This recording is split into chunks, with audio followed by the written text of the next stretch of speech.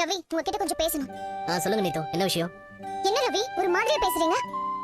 என்ன ஒரு மாதிரியா பேசுறேன்? என்ன விஷயம் சொல்லுங்கன்னு தானே சொன்னேன். கொஞ்ச நாளாவே நம்ம ரெஸ்டாரண்ட்ல பிசினஸ் டல்லா. நீத்து, இது புரட்டாசி மாசம்ல, அதனால பெருசா யாரும் நான்வெஜ் சாப்பிட மாட்டாங்க. எப்பவுமே இந்த மாதிரி சீசன்ல பிசினஸ் கொஞ்சம் கம்மியா தான் இருக்கும். இந்த மாதிரி ரீசன்ஸ்லாம் சொல்லக்கூடாது ரவி. அப்படி பார்த்தா வருஷத்துல 4-5 மாசம் இந்த மாதிரி ஏதாவது ஒன்று வந்துட்டே தான் இருக்கும். அதெல்லாம் பார்த்தா நம்ம எப்படி பிசினஸ் பண்றது? சரி, இப்போதைக்கு என்ன பண்ண சொல்றீங்க? வெளியே போறவங்கள கைப்பிடிச்சு இழுத்துட்டு வந்தா சாப்பிட வைக்க முடியும், இல்ல இந்த ஹைவேஸ்ல கொடி ஆட்டி கூப்பிடுவாங்களே அந்த மாதிரி கூப்பிட முடியுமா? நான் அப்படி சொல்லல ரவி. பட் கொஞ்ச நாளாவே நம்ம கஸ்டமர்ஸ் ஃபீட்பேக்லாம் நான் கவனிச்சுட்டு தான் இருக்கேன். நிறைய பேர் ஃபுட் சாட்டிஸ்ஃபைடாவே இல்லன்னு சொல்றாங்க.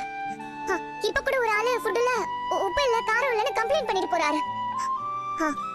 அவர்கிட்ட சாப்பிட்டதுக்கு பணம் வேணாம்னு சொல்லி அனுப்பிச்சிட்டேன். ஏன் அப்படிலாம் சொல்றீங்க? நம்ம எப்பவும் போல தானே செய்றோம். அவங்க ஃபுட் முன்ன மாதிரி இல்லன்னு சொல்லும்போது நான் என்ன பண்ண முடியும்?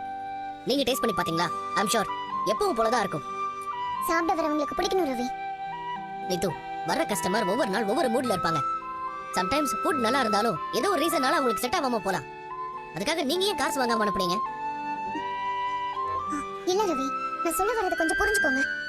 கொஞ்ச நாளாவே நம்ம ரெஸ்டாரண்ட்ல பழைய மாதிரி எல்லா டிஷ்ஷும் டேஸ்டாவே இல்ல. கஸ்டமர்ஸ் வரதும் குறைஞ்சிருச்சு. இந்த சீசன்ல பொதுவாவே எல்லா ரெஸ்டாரண்ட்லயும் அப்படிதான் இருக்கும் நீத்து.